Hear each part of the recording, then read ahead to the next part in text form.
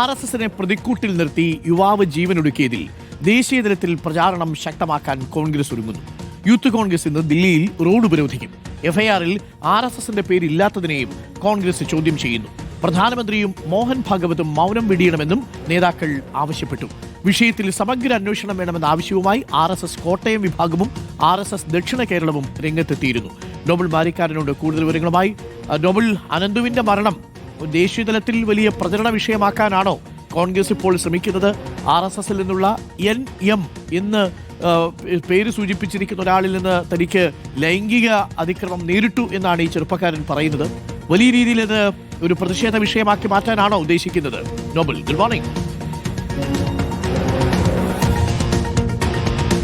Arun, very good morning. ആർഎസ്എസിന് എതിരെ ഈ വിഷയം സജീവമായി ചർച്ചയിലേക്ക് കൊണ്ടുവരാൻ തന്നെയാണ് കോൺഗ്രസ് ശ്രമിക്കുന്നത്. അതിന്റെ ഭാഗമായി കോൺഗ്രസ് ദേശീയ നേതാക്കളടക്കം ഈ വിഷയത്തിൽ സംസാരിക്കുന്നു. പ്രത്യേകിച്ച് ഇന്നലെ കോൺഗ്രസ് വക്താവ് കൂടിയായ പവൻ ഖേര ഇതിൽ പ്രത്യേക വാർത്താ സമ്മേളനം നടത്തിയിരുന്നു. അതിനു പിന്നാലെയാണ് ഇന്നിപ്പോൾ ഈ അനന്തു അജിയുടെ മരണവുമായി ബന്ധപ്പെട്ടുകൊണ്ട് യൂത്ത് കോൺഗ്രസ് വലിയ പ്രതിഷേധം സംഘടിപ്പിക്കുന്നത്. ദില്ലി യൂത്ത് കോൺഗ്രസ് ആസ്ഥാനത്ത് ഇന്ന് ഉച്ചയോടെ പ്രതിഷേധം ആരംഭിക്കും. അതിനു പിന്നാലെ തൊട്ട് മുന്നിൽ കാണുന്ന റോഡ് ഉപരോധിക്കും എന്നാണ് നേതാക്കൾ വ്യക്തമാക്കുകയും ചെയ്യുന്നത്. കൃത്യമായി തന്നെ ഈ വിഷയത്തിൽ പ്രത്യേകിച്ച് ഇത് അനന്തു അജിയുടെ മാത്രം ഒരു പ്രശ്നമല്ല. ആർഎസ്എസിന്റെ ശാഖകളിൽ അല്ലെങ്കിൽ ക്യാമ്പുകളിലൊക്കെ പോകുന്ന നിരവധി കുട്ടികൾ ഇത്തരത്തിൽ ലൈംഗിക ചൂഷണം അടക്കം നേരിടുന്നു എന്നാണ് കോൺഗ്രസ് ആരോപണം ഉന്നയിക്കുന്നത്. പ്രധാനമന്ത്രി മോഹൻ ഭാഗവത് അടക്കമുള്ള ആളുകൾ ഇതിൽ മൗനം പാലിക്കുന്നതിന് ചോദ്യം ചെയ്യുന്നു. അത് മാത്രമല്ല, ഇടതുപക്ഷ സർക്കാർ ഭരിക്കുന്ന സംസ്ഥാനത്ത് ആർഎസ്എസിന്റെ പേരെഴുതി ഒരാൾ ആത്മഹത്യ ചെയ്തിട്ട് പോലും എന്തുകൊണ്ട് എഫ്ഐആറിൽ ആർഎസ്എസിന്റെ പേര് പരാമർശിക്കുന്നില്ല എന്ന ചോദ്യം നിരന്തരം KC വേണുഗോപാലും പവൻ ഖേര അടക്കമുള്ള നേതാക്കൾ ചോദിക്കുന്നു. എന്താണെങ്കിലും ഈ വിഷയം സജീവമായി തന്നെ ചർച്ചയിലേക്ക് കൊണ്ടുവന്ന് ആർഎസ്എസിനെതിരെ രാജ്യവ്യാപകമായി തന്നെ പ്രതിഷേധവും ഒപ്പം പ്രചാരണവും നടത്താനാണ് കോൺഗ്രസ് ആലോചിക്കുന്നത്. അതിന്റെ ഭാഗമായാണ് യൂത്ത് കോൺഗ്രസ് ഇപ്പോൾ ഈ പ്രതിഷേധം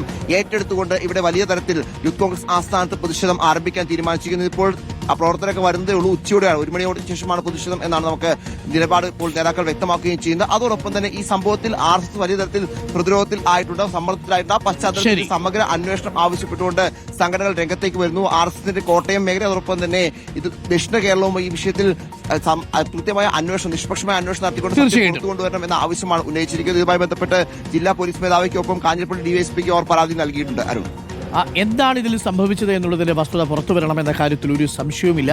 RSSനെ പ്രതിരോധത്തിലാക്കിയാണ് ആത്മഹത്യാക്കുറിപ്പ് പുറത്തു വന്നത്.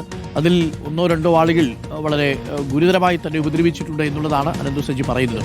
കാരണം പുറത്തുവരട്ടെ, എന്താണ് സംഭവം എന്നുള്ളത്.